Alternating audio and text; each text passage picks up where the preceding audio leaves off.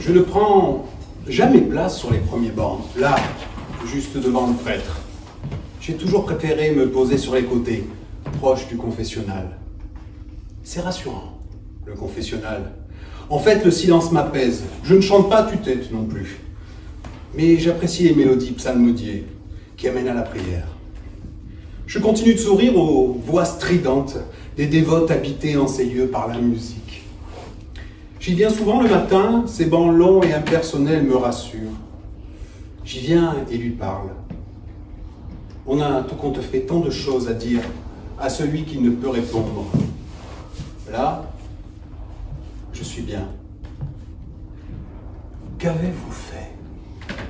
Le silence régnait.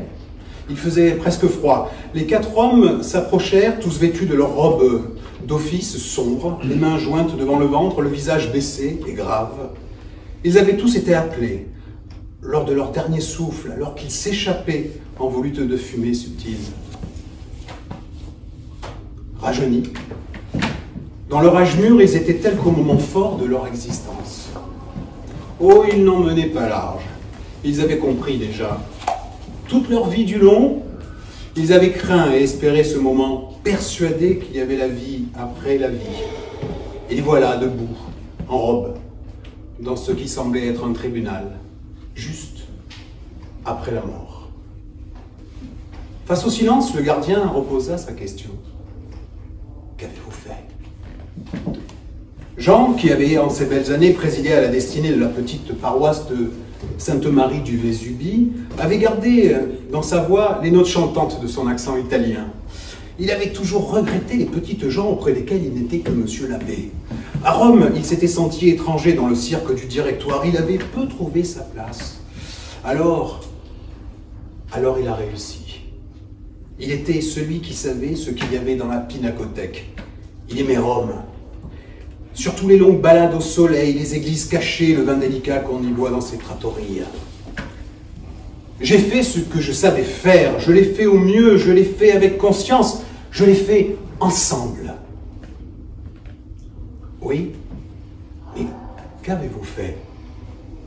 Un silence froid, puis j'ai entretenu et fait partager ma foi à ceux qui voulaient bien m'écouter. Morterail avait, lui, toujours été impétueux. Il interrompit son voisin et prit la parole.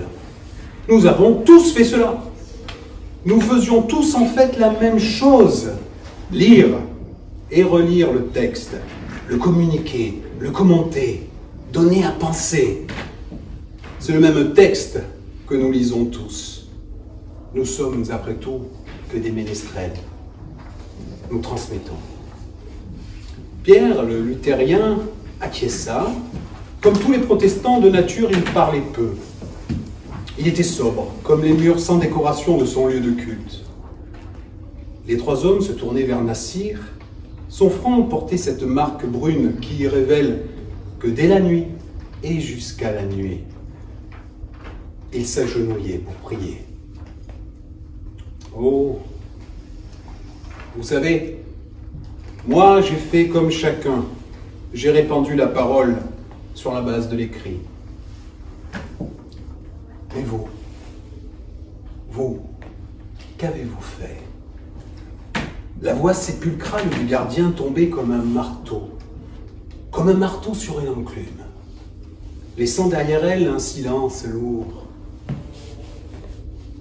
C'est seul que j'aime aller prier. Oh, bien sûr, j'y ai amené mes enfants, tout petits, comme chacun. Avec le temps, ils ne sont plus venus. Et puis, ce que j'ai à dire, c'est moi qui dois le dire. Ils y reviendront. Un jour, c'est sûr, à leur tour. Plus tard, seuls, ou avec leurs enfants. La prière et la foi ne sont après tout qu'une démarche collective du mieux personnel. Sous cette voûte étrange, dans laquelle les voix s'imprimaient et restaient en suspens comme un luminaire moderne à l'armature légère, la lumière se fit soudain et la voûte s'anima. On y vit des soldats en armure égorgés de pauvres gens. On y vit des corps entassés, ensanglantés, déchirés. On pouvait y voir des hommes arrachant les membres d'autres hommes, des enfants portant des ceintures d'explosifs, d'autres pleurant au bras de leurs probables parents. De certains, On ne pouvait voir que la souffrance du mépris dont il faisait l'objet. On y vit surtout la peur, la haine et le rejet. Les images couraient, puis s'arrêtèrent lentement. Le gardien n'intervint pas. Le silence régnait. La gêne s'installait. Je crois que nous n'étions là que pour préparer à l'idée de la mort. C'est si angoissant, la mort, c'est inéluctable. Alors, du mieux que l'on a pu, nous les avons préparés au passage, mais en ne voyant que les lignes. Nous avons oublié le sens du texte que nous devions servir, et nous nous sommes asservis. Les interdits ont succédé aux rituels immuables qui ne s'adaptaient plus aux différentes époques dans lesquelles nous vivions. Nous nous sommes regardés. Nous nous sommes regardés de loin. Nous nous sommes toisés. Nous nous sommes jugés. Nous nous sommes affrontés. Nous voulions pourtant la même chose, les préparer à l'acceptation de la mort. Nous avons été arrogants. Nous savions tout et rien d'autre.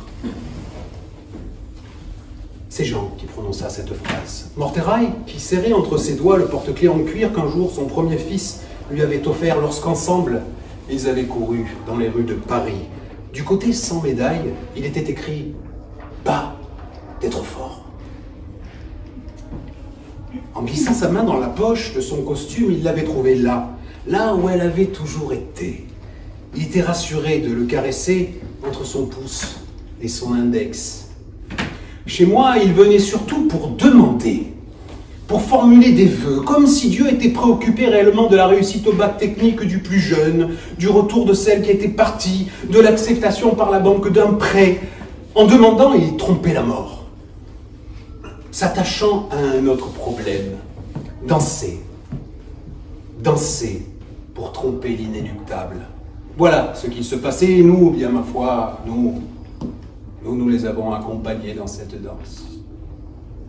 Nassir, lui, n'avait pas besoin de parler. Il savait. Il savait et tous comprenaient les mots qu'il ne prononçait pas. Alors, comme les autres, il pleura. On n'avait pas encore entendu la voix de Jacques, l'aumônier protestant. Même ici, la position debout le faisait souffrir comme il avait souffert tout du long des années qui avaient suivi la chute qu'il avait faite enfant. Tout n'est que question d'équilibre après tout. Nous avons tous, du fond de nos paroisses, du haut de nos chairs, du sommet de nos minéraux, appelés à être ensemble pour préparer à ce grand moment. Nous les avons-nous préparés? Avons-nous été à la hauteur de notre sacerdoce? Sommes-nous responsables de ce qui a été fait au nom de la foi que nous prêchions? Non, non, bien sûr. Il y a deux types de croyants, ceux qui gardent la tête baissée, comme sur la 7e lame du tarot, et les autres. Ceux qui ont les yeux tournés vers le ciel. Ceux qui cherchent, ceux qui réfléchissent. Ceux qui tirent les enseignements personnels des pensées communes. En chemin, pourtant, nous les avons maintenus dans la peur. Nous avons oublié de vivre. La foi aurait dû être une fête. Nous l'avons rendue austère. Nous aurions dû boire, festoyer en attendant la mort. Nous aurions dû faire l'amour et voir naître nos enfants en chantant. Nous avons tiré les rideaux et sommes restés prostrés. Maudite, maudite soit la mort. La clarté se fit pénombre. Les hommes en robe venaient de disparaître. Ne resta que la voix, qui prononça immuable son mantra en tétant. Qu'avez-vous fait? Un jeune boxeur et une gourgandine apeurée restèrent quoi? Ils baissèrent la tête, joignirent leurs mains sur leur ventre. Je ne prends jamais place sur les premiers bancs. Aujourd'hui, pourtant, c'est différent. Il faut qu'ils me voient. Il faut qu'ils m'entendent. Dis, où que tu sois, quoi que j'ai pu penser, faire ou ne pas faire, protège-la. Ne prends pas ma mère. Moi, j'en ai beaucoup plus besoin que toi.